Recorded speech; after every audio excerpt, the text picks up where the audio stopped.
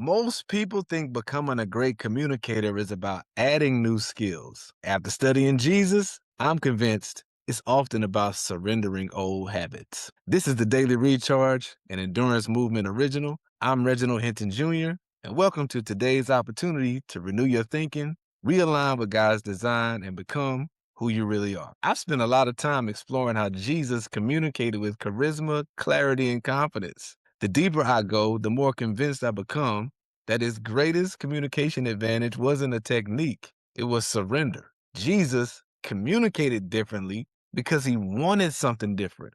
He wasn't trying to win arguments, protect his reputation, get revenge, or prove he was right.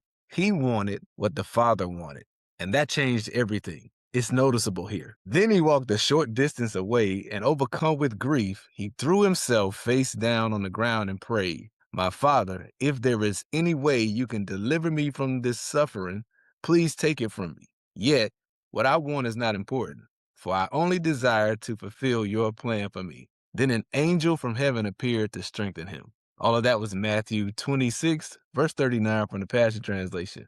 Long explanation shortened, whatever we aspire to do like Jesus requires giving up something we do unlike Jesus. Let's make a note to self out of this. Write this down. To be like Jesus, I must surrender like Jesus. That includes our communication styles. If you want to share with charisma, clarity, and confidence like Jesus, you must sever your attachment with how you have communicated. Here are some specific patterns of communication we must surrender if we want to communicate like Jesus. The first is retaliation. Sometimes we coil up like tense springs, waiting to unload on others during difficult conversations. That's retaliation at its finest, and it just doesn't match who Jesus was. This verse explains why we must surrender this approach. Beloved, don't be obsessed with taking revenge, but leave that to God's righteous justice. For the scriptures say, "Vengeance is mine, and I will repay, says the Lord."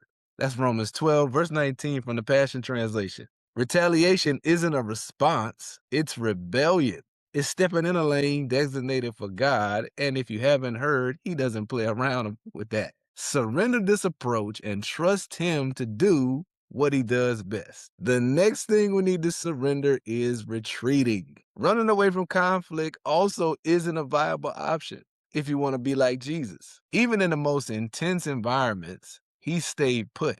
That's because he understood something we often don't.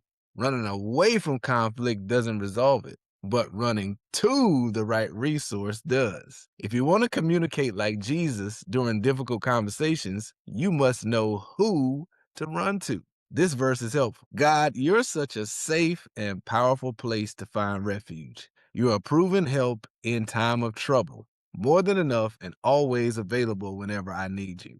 That's Psalm 41, verse 1 from the Passion Translation. Running to God instead of away from conflict is a proven way to receive his guidance and protection. Now, here's the part of surrendering most worthy of our attention, especially if we want to communicate as well as Jesus: righteousness. This is one of the gifts we receive through relationship with Jesus. His compliance with God's plans are credited to our account as noted in this verse. Having determined our destiny ahead of time, he called us to himself and transferred his perfect righteousness to everyone he called. And those who possess his perfect righteousness, he co-glorified with his son.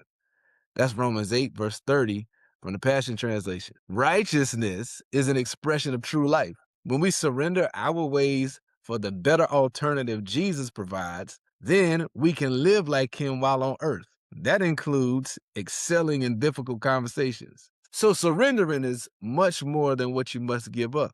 It's more about what you gain access to.